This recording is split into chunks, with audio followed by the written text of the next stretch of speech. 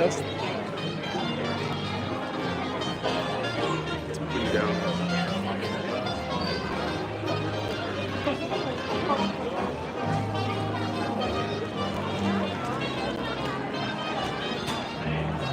Hold up my house.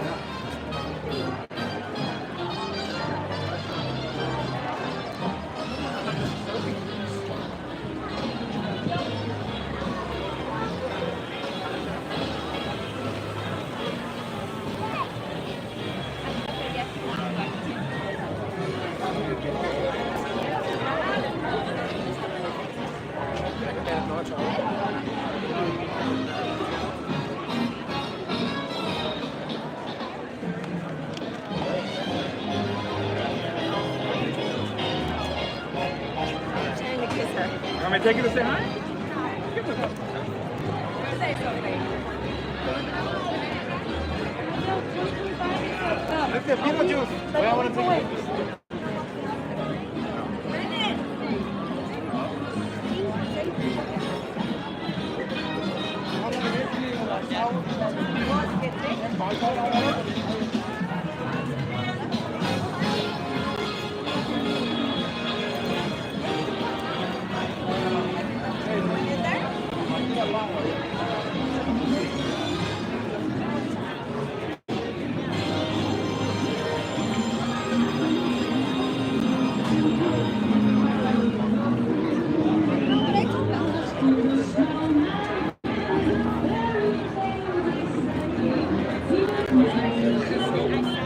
Ahí está con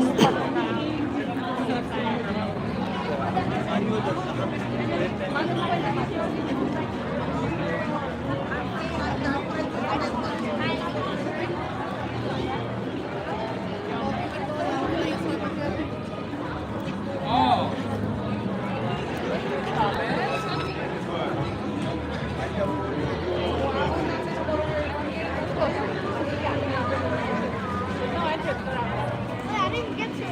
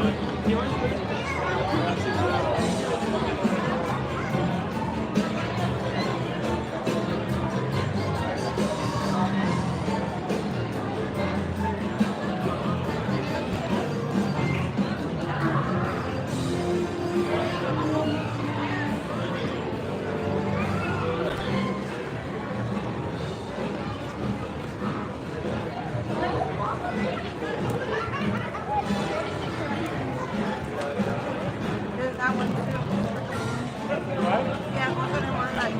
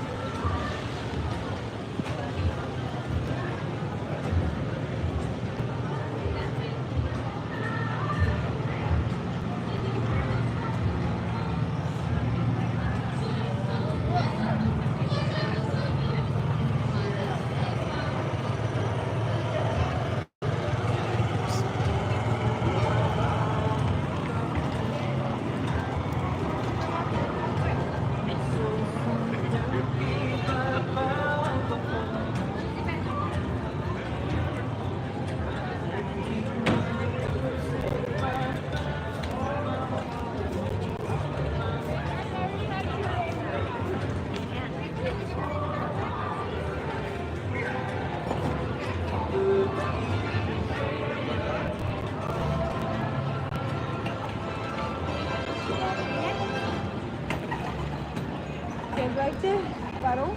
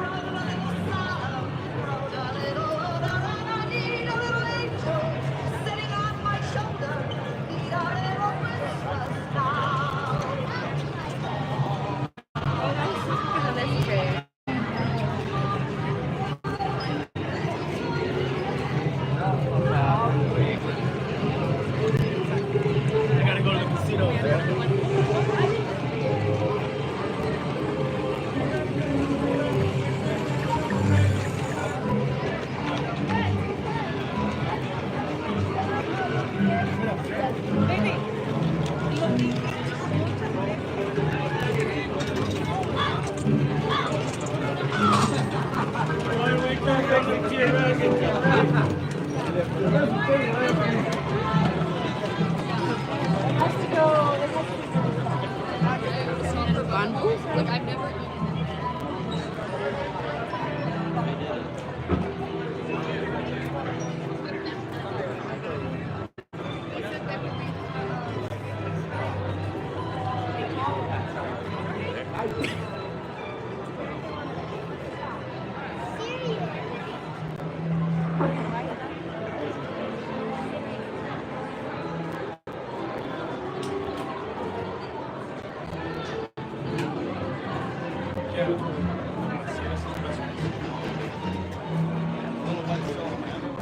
All of a sudden, you all happy.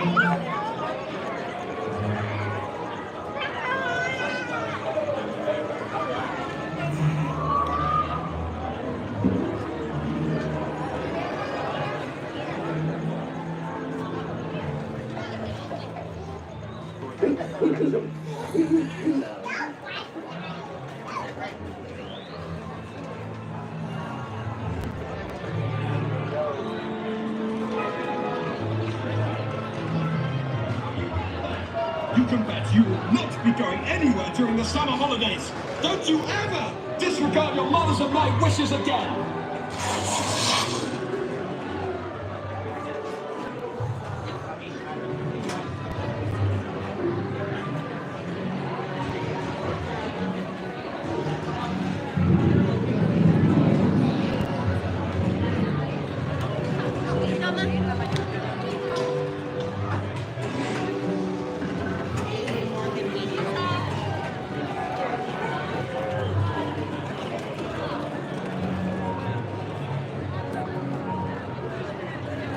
Cualquiera de estas. It'll be right across. Ahí.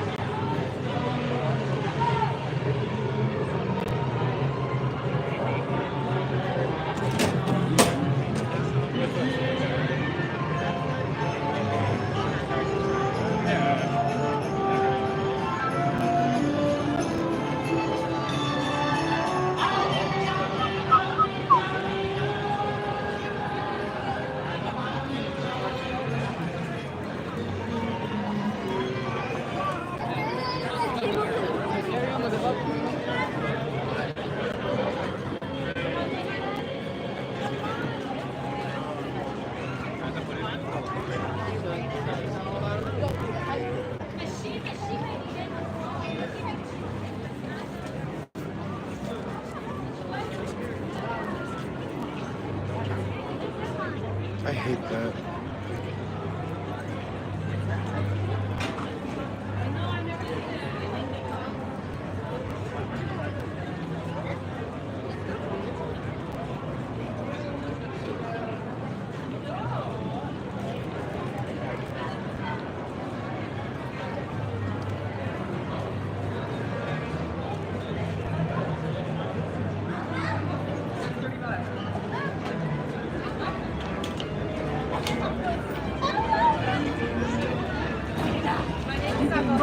Deje cámara.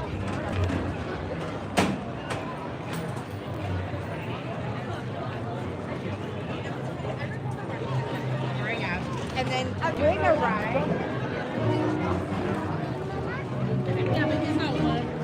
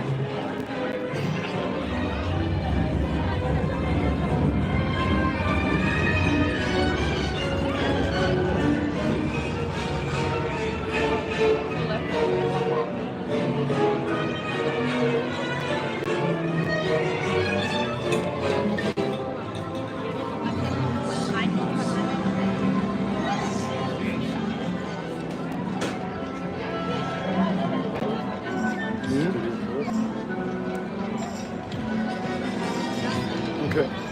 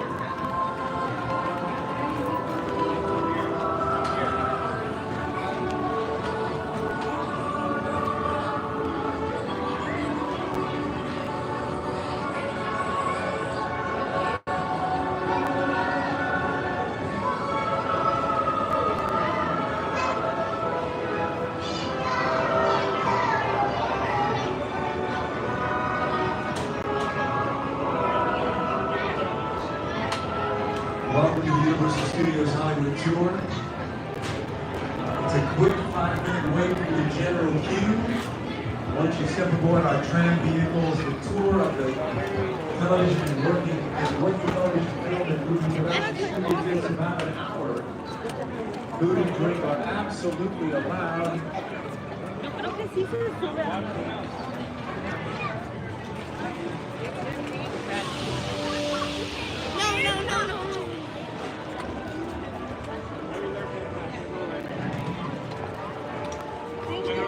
Right here, guys.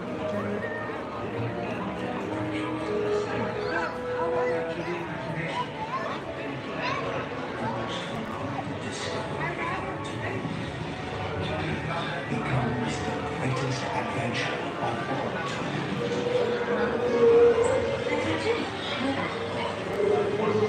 Universal Pictures presents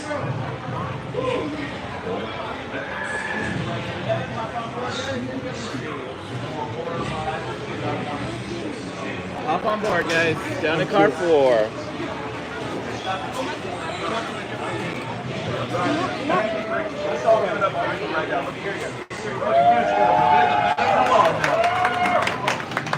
That's how we do it. It's the funny thing about us, we don't go anywhere unless Ricky says it's a good idea. Thankfully, they decided to take us into the oldest and largest working studio in California, and we're excited to show it to you, folks. We're just waiting for a couple more people to hop on board, and then we're going to get to it. So hang tight, and I'll see you at the end, all right? I'm tired. Who wants to close my gate? Close my gate.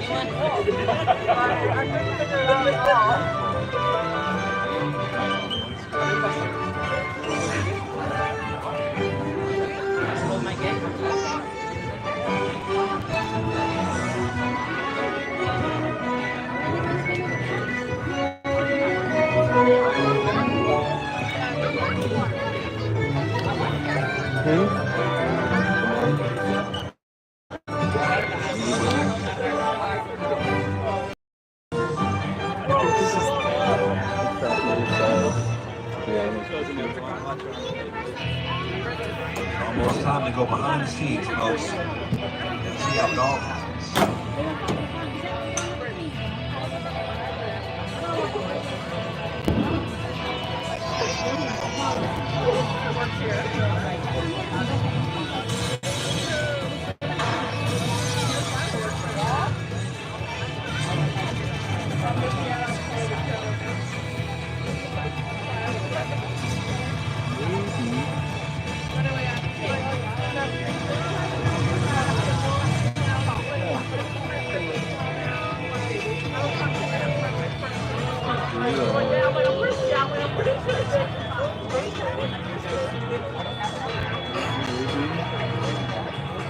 All right. Looks like we're getting our last come on down.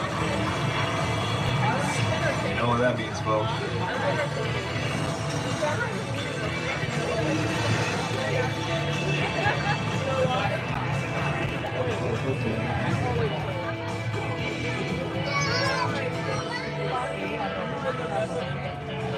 All right.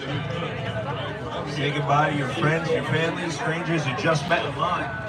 We'll see them in about 45 minutes to an hour, because right now we're headed off into the studio. But we're not quite there yet, friends. We know me, we know Ricky, but we gotta meet one more person. You may know him as Jimmy Fallon, because that's his name. Come on in, Jimmy. Tell the people what time it is. Oh, hey there. You made it. Welcome to the Universal Studio Tour. I'm Jimmy Fallon. I'll be making sure that you get through this experience in one piece. You've got the very best guide, Prince. and the greatest driver, Ricky. They're the best. I love them. Even though Prince. owes me $5. And I'm keeping it I know you guys are excited to get on the tour, but first, a few safety rules. Oh, how right you are, Jimmy. Just a couple safety rules, not too many, just enough to have the best time possible. First is that this is a moving vehicle, so we're going to treat it like one. Just remain standing while the vehicle is in motion. Pretty simple there. Second one is that we have these large windows, so great for taking pictures out of, but they're also pocket level. You notice that. So if you do have anything that is on that outside pocket, maybe if you want to, move it to the inside side pocket, just so that nothing falls out. But in the case that that does happen, it's not the hugest deal. Just go ahead and raise your hand so I can see you. I'll raise my hand too, and then we can both wave together as your item drifts off into the distance. No, but in reality, reach up and grab the red emergency cord that runs along the center ceiling of the tram. If you have guest emergencies, you can't hear me, can't see me, can't wait to use the restroom, back to assist you as soon as it is safe to do so. But whoa, did you almost feel that? That change in the energy, that shift in the air pressure? That's because we just left the theme park behind and we are now in the movie studio. Yes, on our Universal timeline that is showcasing just some of the over 8,000 feature films we have made since we opened our doors all the way back in 1950. Beautiful day. Here is footage from that day. This is our founder right here, Carl Lemley. This is what they did. He wanted to make a city dedicated to making movies, and he did it. We are riding around in his Universal City. Has everything that a real city has. We have our own zip code. In the original days, we had the first female police chief in California history employed here at Universal City. We have everything that a city has. We have 2 Starbucks and a coffee bean. We have our own firefighting station. Yes, this is not a set. This is filled with real firefighters who are really buff, ready to save the day at the drop of a hat because emergencies do happen. And they've been happening since the silent film era. Silent film era, this is first opened up the studio. Because the films were silent, there was no audio to compete with. This meant that audiences, thousands of people, day by day, could come in and watch the action happen right behind the director's chair. You'd be able to sit there and cheer on the good guys, boo the bad guys without interfering with the filmmaking. There's a lot of westerns filmed at that time. It was the loudest era of film history. But when the talkies came into town, we had to invent a whole new system to keep and control that audio that was flying around. We had to invent these huge warehouses. We call them sound stages. Number 12, that's our oldest and the largest that we have on the lot. 90% of all the film is inside of one of these huge warehouses. I want to show you what we filmed inside of that particular one over the hundred years, excuse me. Ricketson's Laboratory. Dracula's Lair. Right. That's right, folks. We've had some mobsters in there. We've had some wild scientists. We've even had the Grinch himself. Check this out. This production took over 9 sound stages to complete. 2 of them used just for the wardrobe in the entire cast of the Whoville, right? So many people in that movie. And here's a big lie. Let's talk about this lie right here. This looks like an outdoor nighttime party scene with a bunch of partygoers. All 3 of those facts are lies. This is inside during the day with a bunch of paid actors. And here we are in the front lot. We have the majority of our 36 sound stages. You can kind of get a glimpse inside of these sound stages through the elephant doors. Yes, these huge doors that you see there, they call them elephant doors because originally the first movies people wanted to see involved things you couldn't see at home. Big animals, circus projects. So every soundstage had to be big enough to have an elephant come through. That is literally why they're called elephant doors to this day. Yes, but the reason we have these buildings is because we like to call them 3-dimensional canvases. Here you can create anything you can imagine. The only limit is your imagination and your budget. You can film all day, just like you could outside, but you can also film all night. You can film at sunset, golden hour for 2 weeks straight, because you can control every element of the filmmaking process. But the thing about Universal, we are a one-stop shop for filmmaking, but we are a rental facility. That means it's up to you to determine what you want your soundstage to look like on the inside. Because when you would come as a director, as a producer, this is what you would see when you first arrive. Just this big empty building. Concrete walls that are so thick, they mask all sound. And the rafters, you can hang all of those amazing lights to make it golden hour any time of day you want. All of it, all that versatility right inside of that building. Pretty amazing, folks. But here we're continuing more. I just want to give you a setup for what you're going to be seeing for the rest of our trip here. Because we do everything, every element of production. We're passing by the media post and operations building. That's where we do all of our sound effects, all of our Foley. If you've ever heard it sounds like it's horses clopping down the road, it's actually coconuts on a table. All of those amazing special effects techniques we do right inside of that building. We do everything from conception to credits here in the studio lot. Now, we don't just make movies, though. Oh yeah, we make, so I'll show you that in a second, but we make TV shows, reality TV competitions. Everything that involves a camera and roll in action, well, we do it right here, folks. And we're about to come up against a quiet zone because they're actively filming some of these amazing TV shows right now on the Metro sets. So I'm going to go quiet in just a moment and play you some clips right past, once we get past Ted here. Yeah, these are the bungalows where so many amazing producers and directors work day in and day out. One of them, you know, is Alfred Hitchcock. Let me show you just a couple of his cameos right here. Check this out, folks.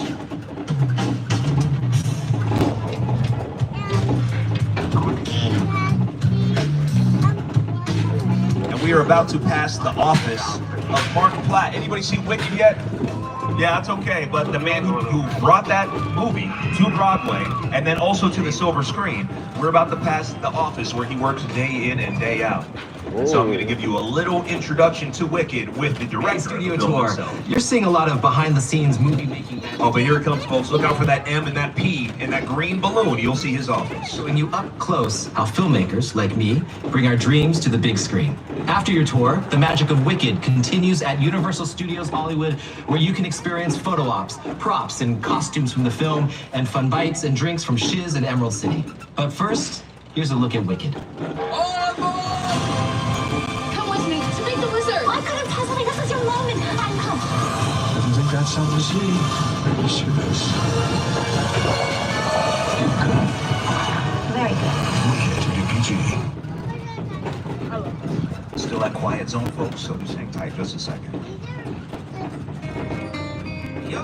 Just a little bit. Just a little.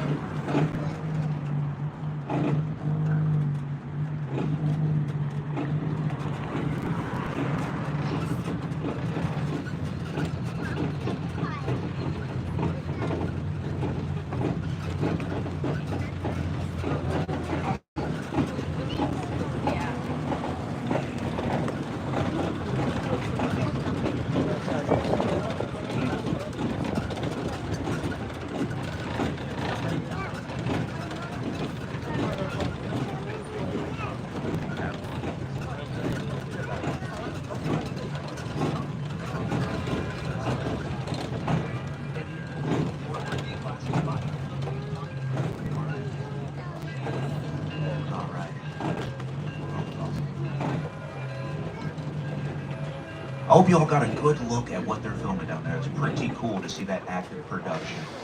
Right? You can see it doesn't matter what time of year. We can make it Christmas all year round here at Universal by using that fake snow. It's pretty amazing. But now, folks, we're going to leave that concrete jungle behind and we're going to head into the real jungle. A jungle with really big bugs and even bigger primates. I'm talking about Skull Island, brought to you by Peter Jackson. Sir Peter Jackson. Don't forget, he's got that title on it, folks. But let me mention, if you have anything that's loose on your person, take it right now to consolidate it, get it closed up on yourself, because we're about to get jostled around in Skull Island. Get ready, folks. We're headed back.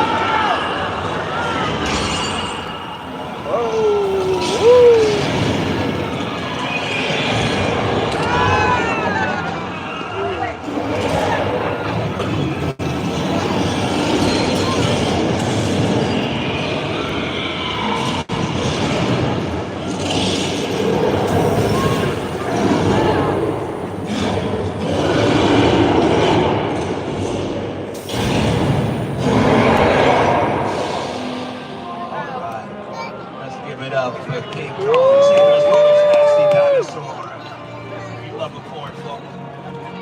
That was King Kong 360 3D.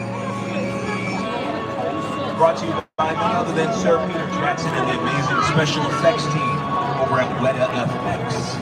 If you don't know Weta FX, they brought you Avatar, the one with the blue people, Avatar 2, Way of Water.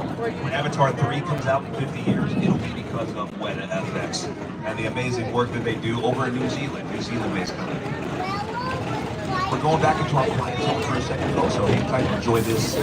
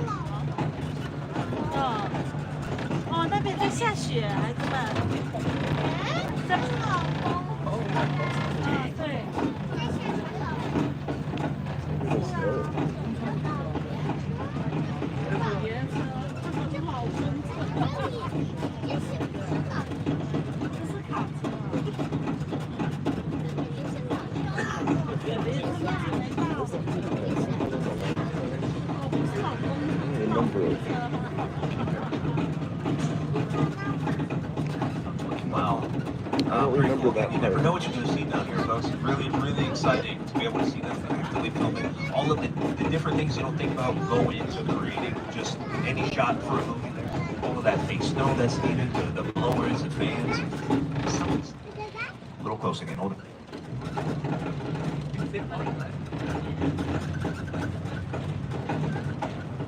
Okay, we're good now. I just had somebody ask me, what do they use for the snow? It's either going to be potato flakes or salt flakes, depending on if anybody has any allergies. That's usually what they use.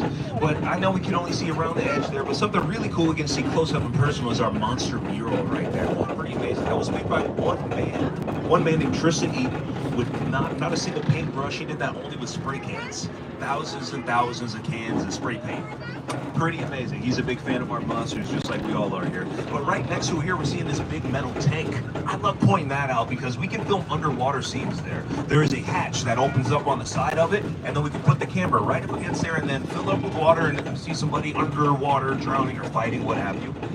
But then if we need to see the surface of the water, well, we just go right over here to the Hollywood Ocean. Now, as you see these sound stages, 32 versus 33, those are being used for The Voice in a show called Happy Place right now. But in between us and those sound stages is a body of water that we can make look like the Pacific Ocean, the Atlantic Ocean, the Amazon rainforest, whatever we need it to be, even though it's not that large.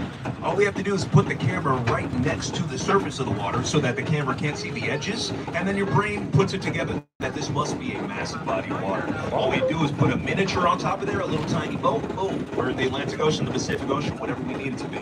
Pretty amazing. Now, we've had a lot of cool stunts happen in there. We used to have torpedoes, and we even had an attraction called the Parting of the Red Sea, right in this body of water here, where the tram would actually go down into the water and kind of get a sea level view of the action.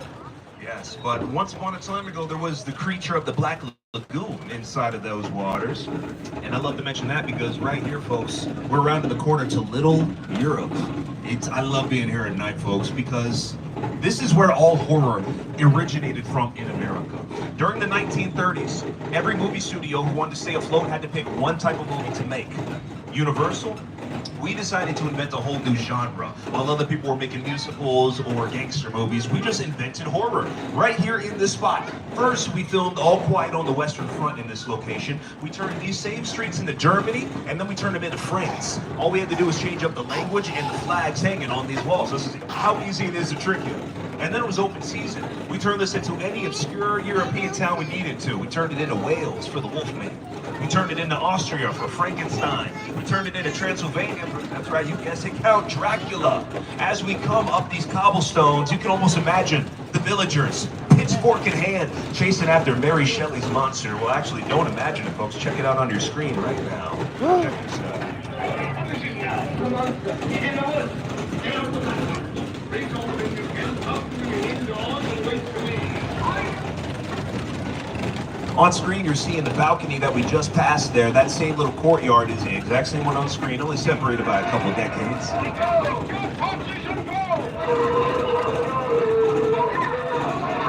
Now, I know this doesn't look that scary to you. But when this movie first came out in theaters, they had to have medical staff on standby.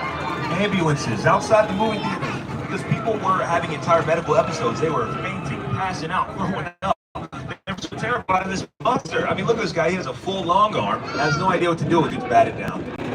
Sad to see, folks. But this is where it all began. We didn't know how to build these. We didn't know how to market them. When Dracula came out, right around the same time, they built it as a romance. Because again, there was no history of making a horror movie. It's pretty amazing. I mean, we owe a lot to these monsters. Without them, we would not be the largest studio in California with all of our global locations, or America have its history of horror as we do. Thanks to us and thanks to that single location. Clearly, I'm a big fan of these monsters, but I'm not the only one. Here's some directors from then and now talking about how they love these monsters too. On this world. The real don't think of monsters. One more thing I have to mention. The Mummy. The Hunchback. Our very first monster that we put to screen was the Hunchback of Notre Dame. And if you notice, he's not really a monster, right? He's not a wolf man. He's not an amalgamation of body parts like Frankenstein. He's just a guy who's being mistreated by the people around him. And that is why Carl Emily and the crew chose that, because he wanted to show that all of these World War I veterans who are coming back from the war, even though they look different than when they left, they still deserve the same amount of respect as everybody else. And that single empathetic decision led to us being the biggest movie studio in California. So, gotta give it up to the Hunchback. Gotta give it up to him. Just brilliant. But enough of these monsters, folks. It's time to get more peaceful. It's time for us to relax. Have I been scaring anybody with this monster talk, this empathy talk? I hope not. We have a perfect place for us to relax here, Amity Island. There was a bit of a shark problem, but it's over now. The shark has been caught. And, wait a second. Does anybody else hear that ominous tuba sound? It's kind of counter the vibe I was going for. My buddy George is in the water checking the peanuts. We talking. Hey George, hey, you know what's going on in there? I see something in the water with you, buddy. Hey George. Hey George. George, are you okay? Get in the boat, man. Get in the boat. Oh. You know, we had a lot of guts getting in there. Oh, and there they are! No, George! No, he's fine, guys, he's fine, all right? We're gonna move on and save ourselves, though, okay? That's right, yes, I put a barrel of bait in the water. Hopefully the shark will be distracted by that. You see with the gray trim on it? Boom, look, he's taking the bait. Oh, no, he's taking the whole dock. Oh, he disconnected the gas line, too. That's not good. Woo! That's hot! Oh, man, sorry about this, folks. Don't worry, it can't get any worse, I'm sure. Oh, yeah. Almost forgot. Oh, watch out, the shark down there. They got a warning video. I'm sorry, my first call, I had time to warn you about the shark, but it's the best part of my day, so I didn't do it. I'm sorry, it's true, though. But does anybody know, does anybody know what kind of shark that is? Anybody know? A great white? Oh man, it's a great guess. It's actually a plastic shark, believe it or not. I know. You don't like that one, but I had to do it, folks. Yeah, I mean, it's a fantastic shark, though, truly. Real, plastic, whatever. He works so well. He's the only shark I know that can do the backstroke. If you really look, you can see him going back to his first position. Such a well-behaved amphibian, truly. The Jaws ride was almost the inevitable result of the size of the box office when Jaws first opened in June of 1975. And that was really the first time I ever got involved in the creation of a ride. It was a great honor to be invited into a creative circle of tremendous designers at Universal. It's amazing how that shark used to look. Some things do not change around here. But folks, now we're heading on through, and I want to show you how we make it rain here. The reason we came to California is for the consistent weather. Sometimes we need to make it rain. That's how we do it. Some strobe lighting, some big old speakers. But then the main attraction, we take some hoses, combine them with gravity, put them together, and you know what you get, folks? Here in Hollywood, we call it rain. Check that out. Taking that ambiance.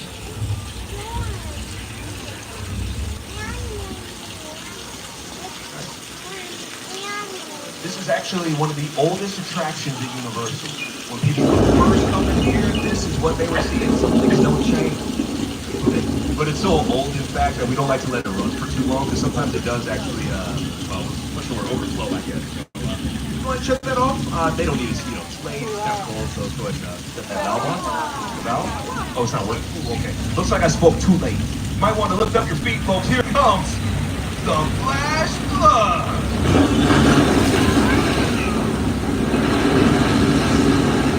Oh, yeah. That's how we do it. Just another joke, folks. We have fun here. That happens every time on command. It's actually triggered by our amazing driver right there. He's got all the keys in the kingdom. Like Wizard of Oz over here. Yeah, controlling all the cool things we see around here. Gotta give it up to him, right? I know. But we're heading on down. We're in between two sets right now. We're about to go to Peter, I gotta say a cool thing. Natural Libre right this area. We turned this into a whole different planet for an episode of Picard, turned into Planet Vishnu, and we filmed the first season of Westworld. We filmed an episode there when Dolores is first learning her gunslinging abilities in the western town of Pariah. Back and watch season 1. They just put it back on air. Such a good show. But here we are in our western sets, quite literally one of the oldest sets in all of Hollywood history. 6 points. In the original days of Universal, we were able to film 6 different westerns all at the same time here because of how this little miniature town was built. But the most interesting part to me, I think, is the doors. Look at the doors as we pass by. You'll see some are really big, some are really small. Why?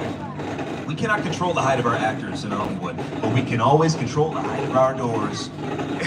If we need somebody to look like the biggest, scariest thing in town, well, we put them next to the tiniest door we have, and suddenly, by the law of force perspective, they look like they're very big. Versus if we need them to look very demure, well, we'll put them next to the 7-foot-tall door, and then suddenly, boom, they're a very tiny person, right? Every element of these environments were built to accentuate the filmmaking process and to make it safe for our actors. I'm gonna tell you a little bit more about that as I show you some of these sets in action. One of the big elements you probably heard of is candy glass. A little high fructose corn syrup composite. It's basically just sugar that you can put your elbow through without getting any cuts, right? Let's see that work. Boom. Yep, there he goes. Now, of course, they would be wearing padded clothes so they can take some of those punches to the body, nothing about the chin. And then they would also, the walls themselves would be made out of foam rubber, so you can bounce off of that during the action scenes and do it again for the very next take. But then let's go back to that height situation here. If we don't have access to a door, we'll always just use a box. Let me see if you can tell who's using a box in this scene here. Mine hit the ground first. Mine was taller. Mine was taller was an improvised line by the man, and then he's able to just walk off set because he is standing. If our other rubber referee here, if he was to get off set, you would see him awkwardly step down because he's on a box. So he just has to look at his gun and smile until they say cut. Gotta love it, folks. Now we are headed back up towards Amity Island. Don't worry, I'm not going to feed you to Bruce. No, we're done with that. We're going to go past, we're going to go up to a more residential environment. We have everything you could possibly need to film here on the Universal backlot. And sometimes, well, you just need a neighborhood near you, don't you? And that's what we have over here. We're going to check out Colonial. We're going to check out Elm Street. This is the first street here we're seeing. Elm Street, I heard somebody say that. Not that one. Not that one. No nightmares actually happened here. Yes, the scariest thing we filmed on this Elm Street was Garfield, Tale of Two Kitties. Yeah, if you've seen it, you know why, okay? If you've seen it, you know why. But a couple things that I filmed here, that first house with the green roof, that was Boo Radley's house in To Kill a Mockingbird for those scenes. We also filmed some scenes from The Hulk, the one with Edward Norton. Don't forget about that one, okay? He was the Hulk at one point. And also some scenes from Hancock, where he smashes down into the neighborhood, Will Smith's character, and then throws that disrespectful child up into the sky. That all happened on Elm Street. And then on the other side, this White House here, we call this the Chicken Ranch. It was made famous for the best little whorehouse in Texas, starring Dolly Parton. I had to say it, folks, it's part of the title, okay? Texas. But it is a fantastic movie musical. And we also filmed the movie with Rob Zombie there. Yes, The House of a Thousand Corpses. That was the Firefly house, that White House there. Yeah, talk about a house that can do both, right? But no, folks, I'm going to press this button, and let it get dark. Whoa, where are we? Well, it kind of looks like we're in the middle of nowhere, right? That's on purpose. We are on Wilderness Road, about 80 acres. That's right, 80 acres of undeveloped wilderness, so that we can film in the woods without actually being in the woods, right? A couple of things we have here. We have Wi-Fi, radio signal, vending machines, electrical outlets, everything that you need to film, but it still looks like we're in the woods. A couple examples. Bird Box with Sandra Bullock. The end of that movie, when she is running with her adoptive children, boy and girl, through what looks like the woods of South America.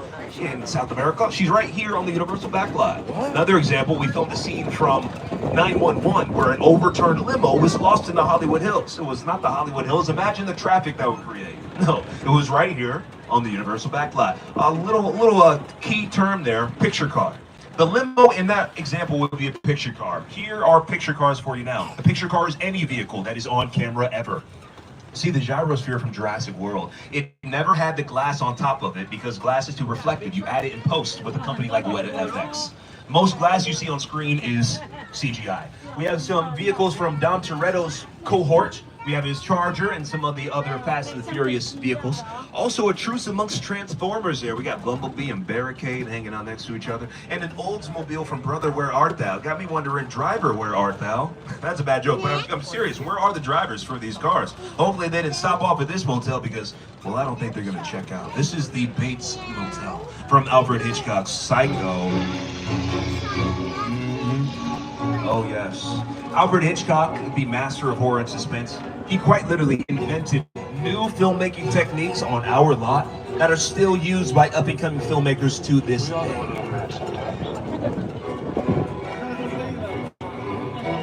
Hollywood goes through phases.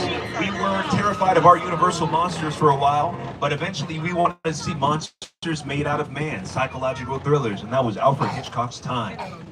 And right now, we're about to see, well, what's the Bates Motel without the Psycho house, right? And here it is, my friends, and you got to take a look in that window. Mother is still up there rocking out. Her routine is because she looks fantastic. She doesn't look a day over 1,000. I love it for her. But folks, we're gonna round the corner there. We're going from a psychological disaster to one that's more global in scope. This is the world's crash site set from the movie of the same name, The War of the Worlds. I've shown you a lot of fake things, a lot of sets, a lot of props. What do we think about this plane? Is it a real plane or is it made out of plastic? No, that's a real Boeing 747. It's real, folks. It was retired after it did its amount of miles that planes get. We cut it up into 4 different pieces, put it on a flatbed trucks, and shipped it over here overnight so that nobody got any spoilers for the movie. It's pretty amazing. And if it's dark right now, but if you look real close, you can tell what era this plane is from because there are still ashtrays in every one of the rows there next to the seats there. Yeah, only our older folk will even, 1970 something, right? Something like that. But it's pretty amazing, folks. Let me show you just a little bit of this scene, this moment in action here. Oh yeah, it's streaming now if you want to check it out. It's really good. It's a perfect example of a set that is all designed around a vision of Stephen King. You said you had to sit down to talk about the world. I thought, what if the film goes down, right? And then everything it was just playing Because it's just something you don't see. Speaking of not seeing, Dakota Fanning was scripted to have her eyes closed, she's blindfolded, and handed to Tom Cruise. So when you see her eyes open, that's the first time she ever saw this massive destruction. It really helps with the acting, as you can imagine. Bobby, get in. Get in. He's so angsty. I love it. Where else is he gonna go? He did get in though, folks. And the rest is history. I love it. Robbie. Oh yes, if you haven't seen it, folks, check it out. It still holds up. Amazing, amazing project. But now we're gonna go from one UFO hotspot directly to another. From another award-winning director. This one, Jordan Peele. People say he is the current master of horror and suspense. I've got to agree with them. Here is the man, the myth, the legend himself to tell you all about his movie. Movie magic only happens when a team of collaborators, often in the hundreds, work together to take an impossible notion and bring it to life. This is Jupiter's Claim, a nostalgic, small-time Southern California amusement park owned by former child star Ricky Juke Park.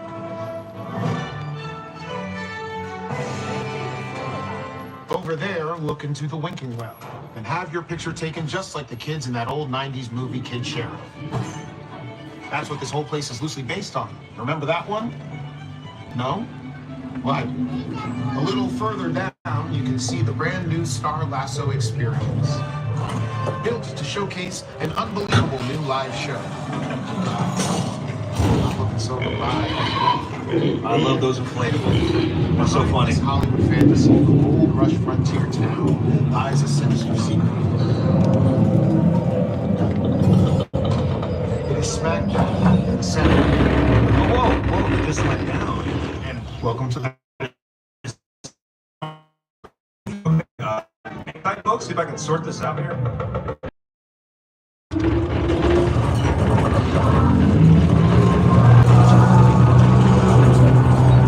Anybody else hear that?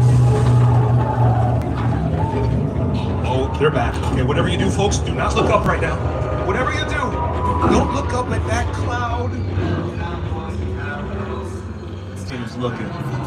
Now, there's only two options, folks. Either you've seen the movie Nope and you were terrified, can't believe you were here, okay, good. Or you haven't seen it and you were very confused. Yeah, there's only two options, quite frankly. And that's okay. This attraction came out the same day that the movie did, so we had to create it in a way that it didn't give away any spoilers, but I'll just tell you this, if you were to look up and you were in the movie, Nope, you'd be dead right now. That's all I will say. It's a fantastic movie though, folks. If you like scary kind of psychological stuff, but you don't like outright gore necessarily, this might be the movie for you, because in Nope, what you don't see is just as scary as what you do see, okay? But, yeah, it is. I love it, I love it. But now, folks, I think we did actually have some technical issues, I guess, with that fake UFO encounter. Well, we're gonna stop inside of this automotive repair shop, and I love going here whenever I have any issues, because when you're here, they treat you like family. So, wait, who is this? Agent Novak, you're not my usual mechanic, hold on. More serious than I thought. Serious? What is it, engine trouble? I thought it was the gas tank came on. Who are you? Oh. I'll tell you who I am, boy.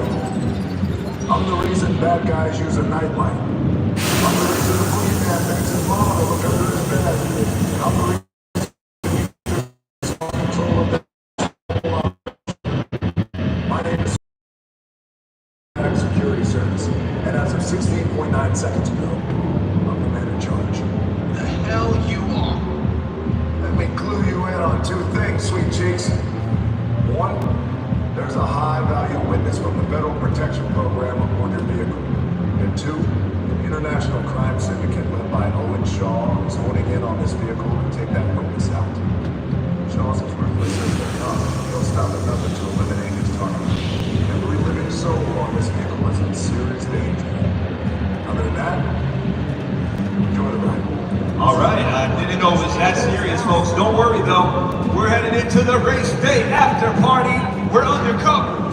So let me see some of your best dance moves while you remain seated. Come on. Can I get up? Pull it. We'll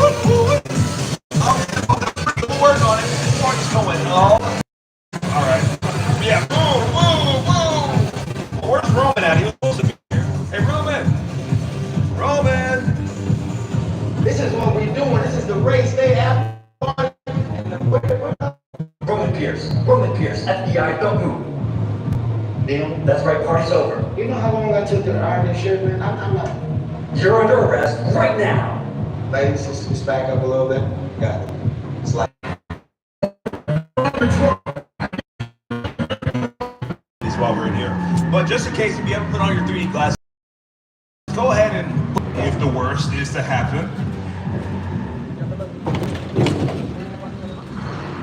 Welcome to the Fast and the Furious Supercharged. Hang on tight, everybody.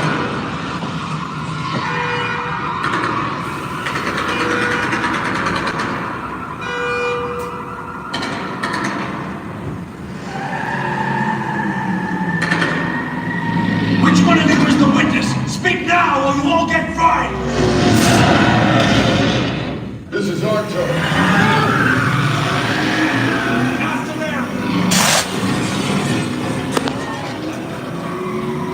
Okay, guys, it's showtime!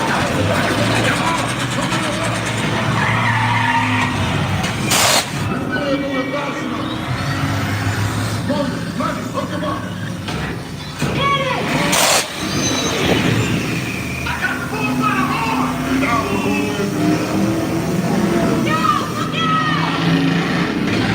You get to the witness to remove the phone and get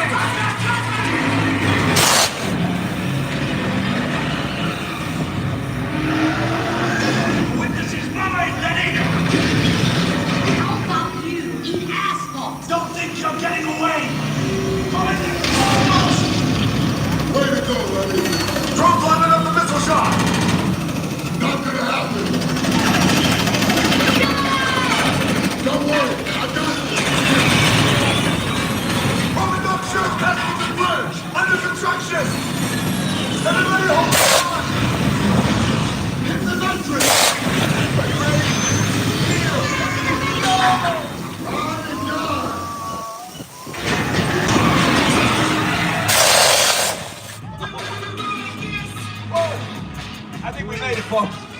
Yeah. I don't see Shaw anywhere behind us. No way he's gonna make a jump like that. That's why we got the best drivers in all of Hollywood to make jumps like that for us, folks. Hello. Yeah. That's how we roll. Oh, hold on, I'll get one more transmission from the greatest thing in rough driving.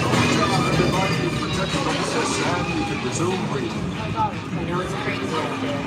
That's right, Mark. My Mona Lisa got messed up a little bit, but it's all good. We got through it. Y'all held us down. Appreciate it. They say the bigger the family, the stronger it is. Guys, they're good out there. And you're welcome to join our crew anytime. Thanks, Dom. We don't roll like that. This is how we roll, folks, and we're rolling just like this on back to Studio Unload, because we are at the end of our World Famous Studio Tour. But just like the end of every filming day, we have one more thing to show you, and it's called the martini shot. At any set you're on, the last shot of the day, they call it the martini shot, because what do you want after filming for 12 hours a day? You want a martini. And here's your martini shot, my friends. You can see the amazing studio that we just conquered and learned all about. Right next door to us in the San Fernando Valley is Warner Brothers. You can see their largest sound stage with their WB on it. That's their big insignia there. And then if you look even further, our eagle-eyed viewers, that building that kind of has a cheese grater shape to it, but you can see the big blinking red light on top of it. That is Disney's, ABC's animation studios. So really the three biggest powerhouses in California are all smack dab right next to each other in the San Fernando Valley. It's pretty amazing. But we are, without a doubt, the oldest studio in this valley, because we got our paperwork in 2 weeks before Paramount did. So if you're still in school, if you're doing whatever, just get your paperwork in on time. It'll pay off in the history books. It really will, folks. All right, folks. Well, we're about to head back, but I have enough time to show you one more thing, because we're talking about Wicked. It's Wicked season right now, but this is pretty cool. Something we don't have anymore. We used to have right around this area. It's called Screen Test Comedy Theater. And that was a really fun thing for audiences. They would come during the day, and we would give them a chance to actually do some acting here on the studio with us. They would make little sketches with us, and you would even have the opportunity to take them home with you, make them home movies. Let's see if you recognize any soon-to-be star from this little sketch that we did here all the way back in '89. Is it him? Is it him? Is it him? No, it's him. Who's he gonna be, though? It is the director of Wicked. Yeah, you called it. You did. You called it. Yeah, it's pretty sweet. Pretty sweet. I always love saying that, my friend. But now we are coming back to our unload. Also, good time to mention, there's still a little bit of time left in the park, folks. If you have, I'll ask, has anybody checked out our Grinchmas celebration we have with the actual tree from How the Grinch Stole Christmas? If you didn't know, that is the actual tree that they filmed. Yep, we keep it on storage every year and whip it out just for you to see. Yep, that amazing tree. But we also have story time with Cindy Lou that's going on. Not only can you meet the Grinch in our plaza, he is also in the lower lot. If you were here last week, that wasn't a thing, but now he's in the lower lot for all guests. So if you find that there's a huge line in the plaza, just head on down, ride the Monday one more time, and go meet the Grinch. But also up in the plaza, there is story time with Cindy Lou, which is also equally as magic. Truly, folks, I just want to make sure you're getting all of the Christmas energy we have for you. But I want to thank you one more time for joining us on our world famous studio tour. Now you're a part of a 100-year-old history, 100 plus. We've been making people sit up on the edge of their seats, laugh, cry, just go someplace for over 100 years. And now you're a part of that. You can see how much energy, all of the names, all of the talent that it takes. Thousands of people, countless hours of work to bring every single one of these movies to your screens. We didn't ruin it for you, we just gave you a greater appreciation, folks. Are you ready to see one more thing that's scary? It's my face one more time. Hey, flashbang activated, yeah. Hey, you've been amazing, I've been Prince, and I hope you have a great evening tonight, folks. And as they say, that's a wrap. Take care now. Let's hit the road. How about that one?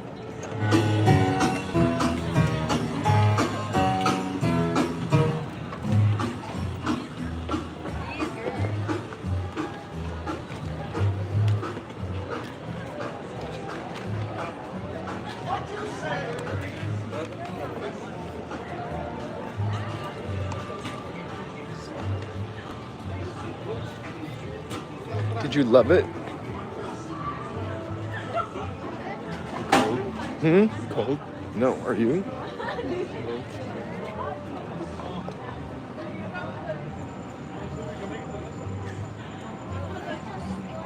Did you like it?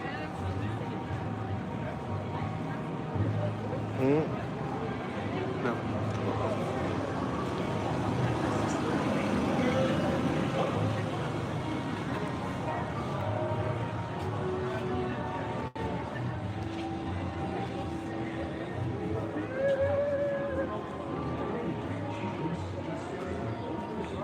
A stroller drop off.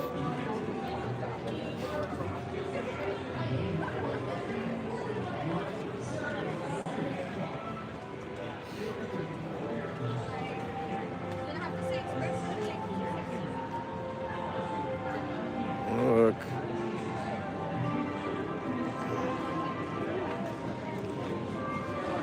Final Waterworld show tonight, that's going to be taking place at 8:05 p.m. in our Waterworld theater, which is located at the front of the park. I recommend being about 15 minutes early to the show so you can secure your seats in our auditorium.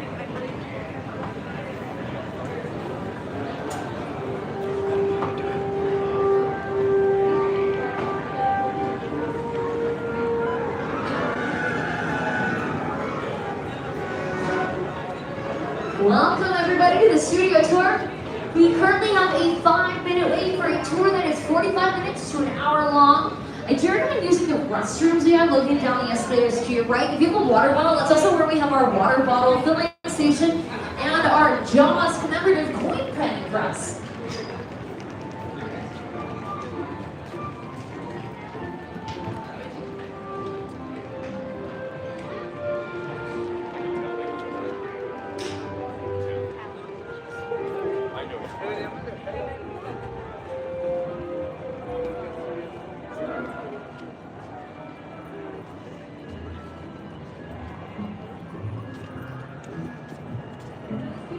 Oh yeah.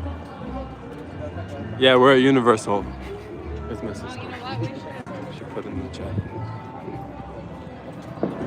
It's our backyard. We got it super ready for Christmas.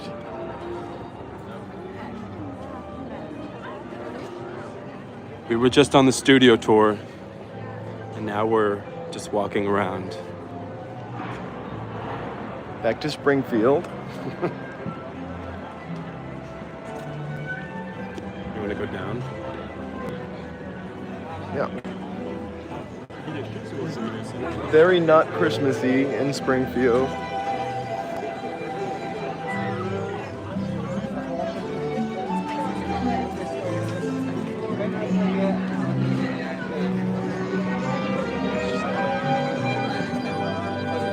Love you.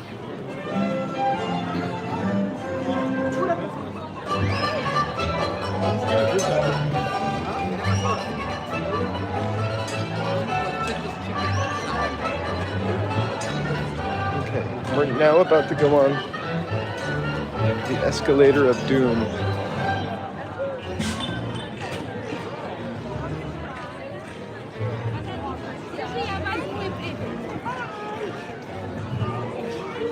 Yeah, this escalator takes forever. Want to ride, but like outside, so get the view. Good luck. Scare the shit. Scare the doodles out of me.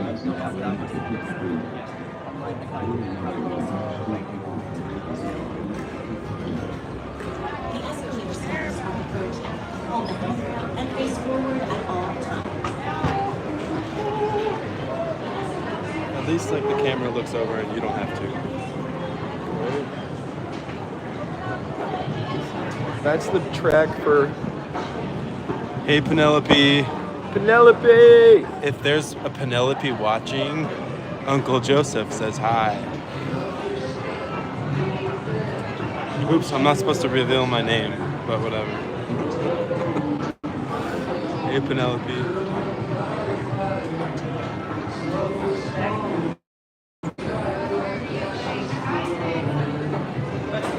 We're gonna try to find the Grinch. And get him to say hi, Penelope. I think the Grinch is hanging out with Mario. She said hi.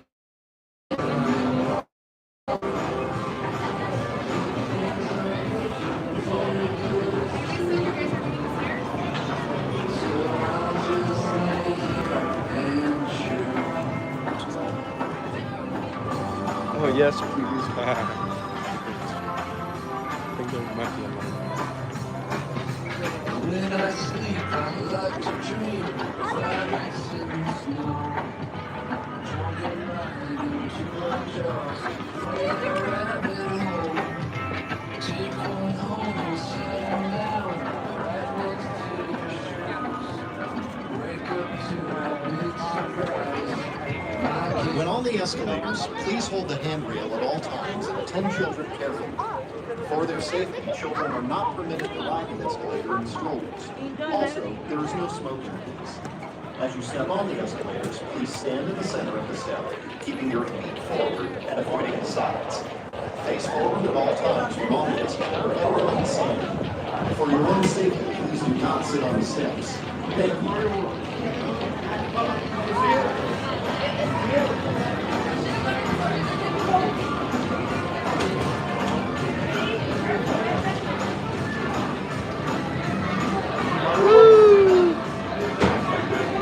The most exciting part, which is the only ride we've gone on, is the escalator.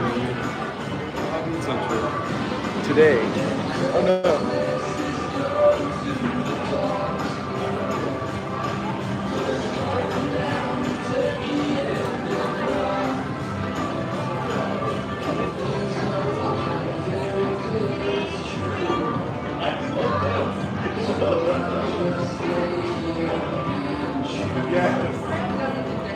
I know the elevator takes forever.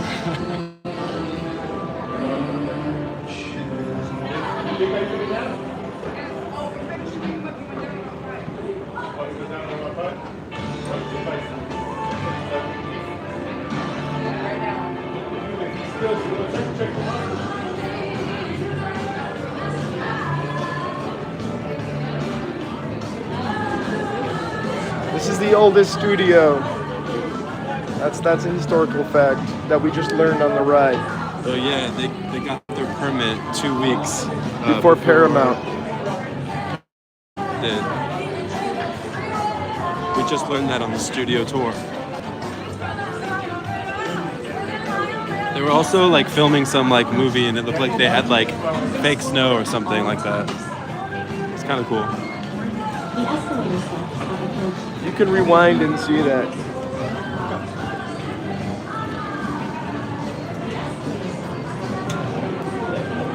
Here we have a view of San Fernando Valley. Look, Wicked. You can see the Wicked something labeled Wicked. Posters. There are posters labeled Wicked. Some say Ariana Grande is right there in that building. An Alphabet. Galinda. Don't forget to hold some space.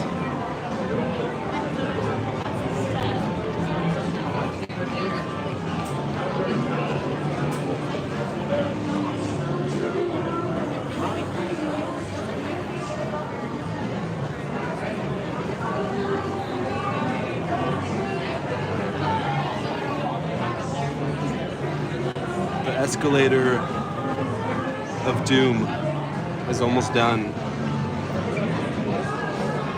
Only one more. No, this is the last escalator. Oh no, one more escalator.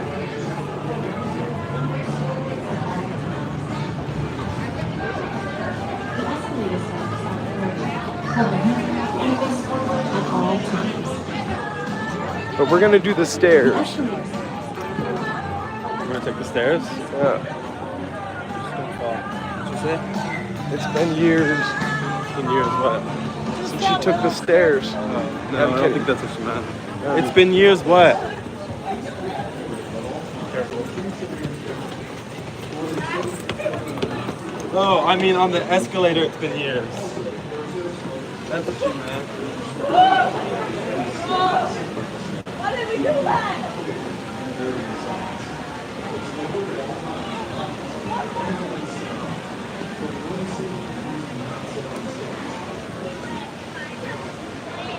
Over here, I know, waiting on the escalator. Over here, sometimes there's a dinosaur meet and greet. I don't think. Oh wait, actually at 7:30. And at 7:30 there'll be a dinosaur right here. So we'll maybe come back so you can see a dinosaur.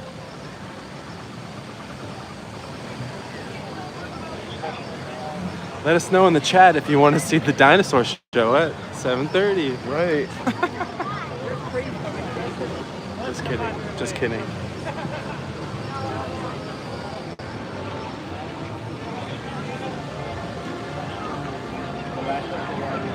I really want another coffee. No, right?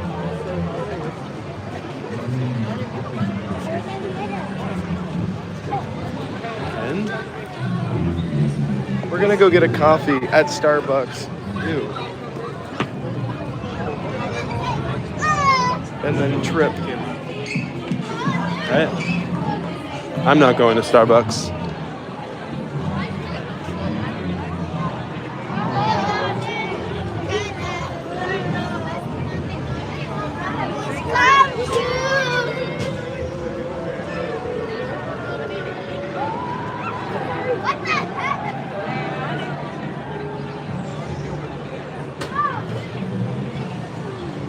I don't know how to use this.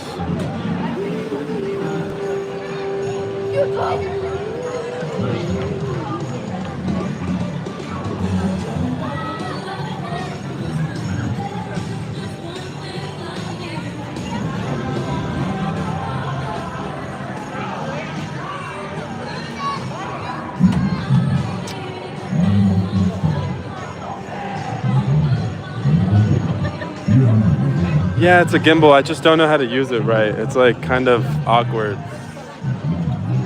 Like, it'll do weird things, but Charlie's usually piloting.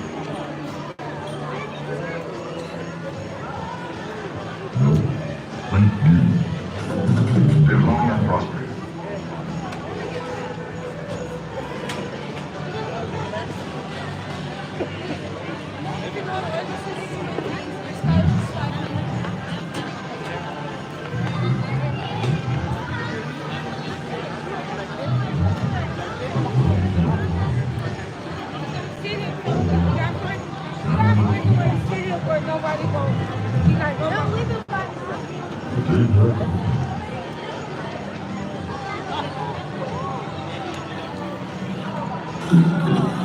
I think this is the beginning of a beautiful friendship. Watch out for critical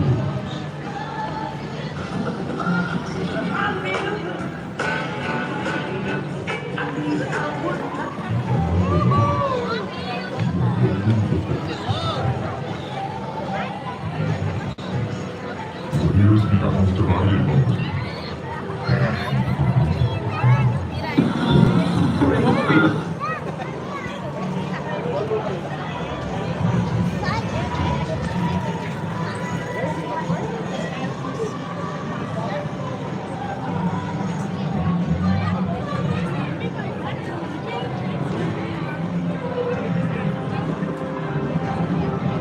No, it's definitely busier than normal today because usually it closes at like 6 or 7, and tonight or all week or next week it's open till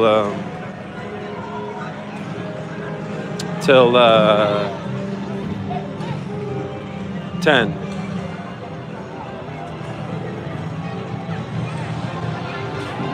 So yeah, tonight it's open till 10. So yeah, it's a lot busier than normal at this time. We'll go there next. I'm just waiting for I'm waiting for someone to get coffee.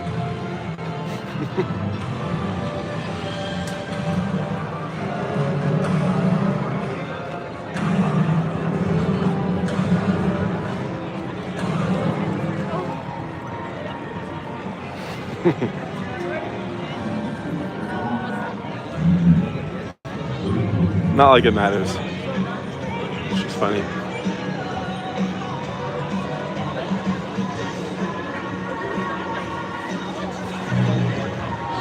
Brothers, what?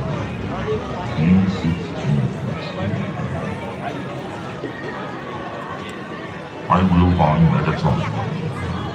And when I do, Lieutenant Bumblebee and myself will be your knowledge of the destiny of Megatron.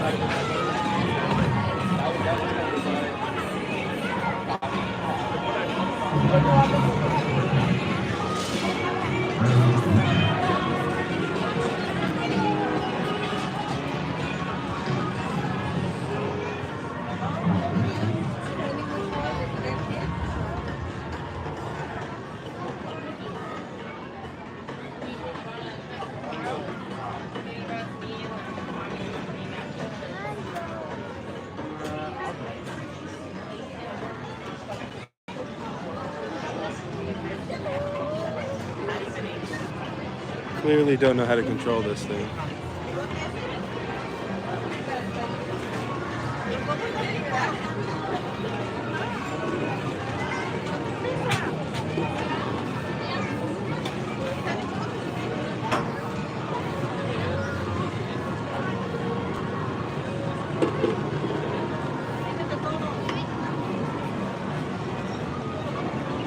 Sorry. I'm not usually controlling the thing, and it's clearly I'm not the cameraman.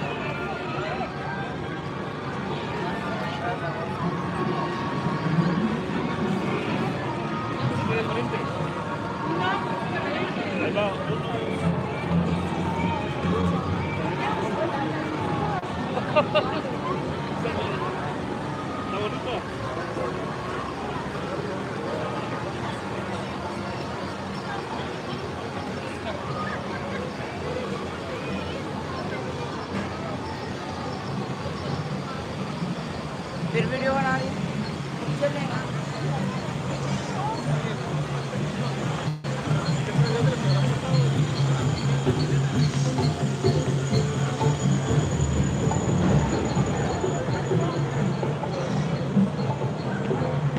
Sorry.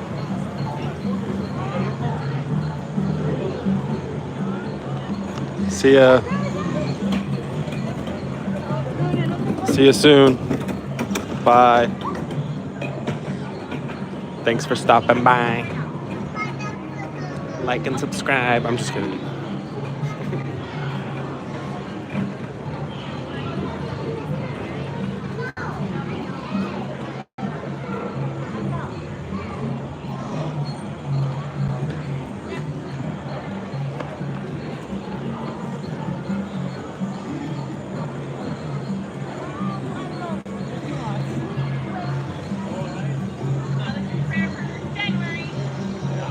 Well, thermals are next if we get some. Oh, yeah.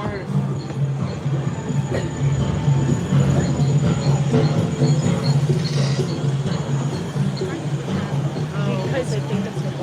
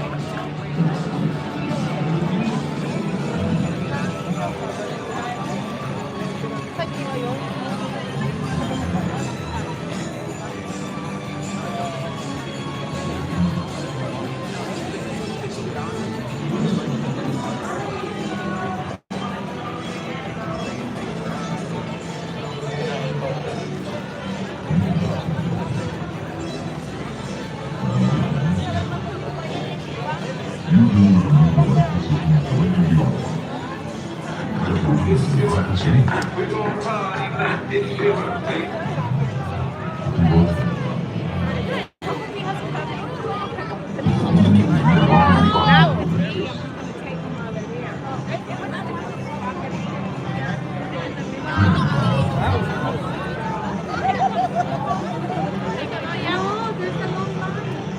I haven't measured myself in 20 years, but I have at this time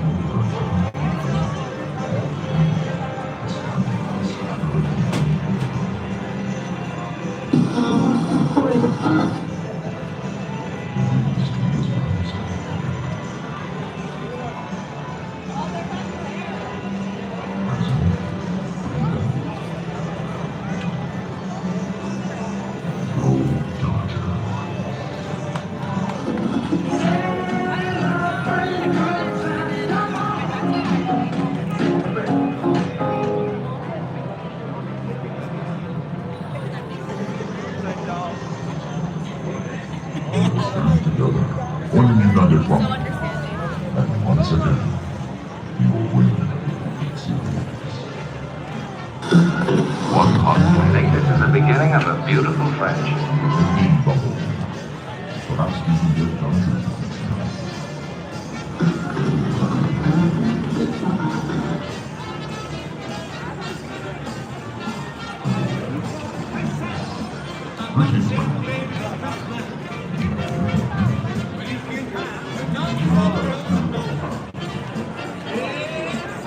I'm the worst cameraman ever. Did you go to Mario Land? I could not get it to like, it's like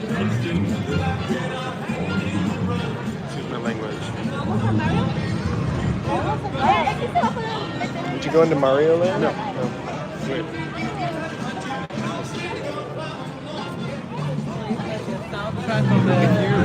If you push this button, it realigns it. I know, but it also like does weird shit.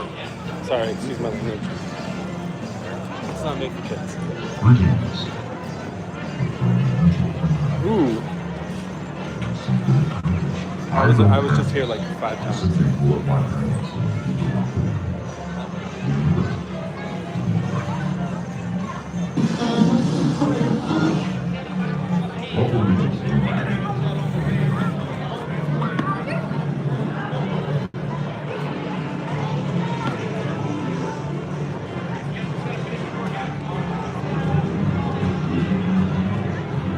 Did they go to bed?